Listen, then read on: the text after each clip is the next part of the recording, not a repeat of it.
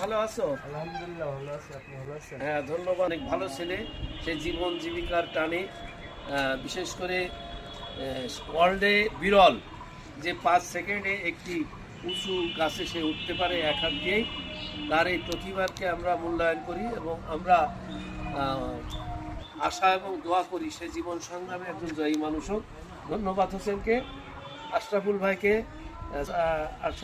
সে একটি ডাব খাওয়াচ্ছেন। আমরা কৃতজ্ঞ হোসেন এবং বাপ্পির কাছে। ধন্যবাদ সবাইকে।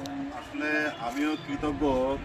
হোসেন একটা ভালো ছেলে এবং তার এই যে 5 সেকেন্ডে 10 সেকেন্ডে নারকেল গাছে ওঠা একটা অসাধারণ। এটা পৃথিবীতেও বিরল। বাংলাদেশ না, এশিয়া মহাদেশের জন্য একটা বিরল।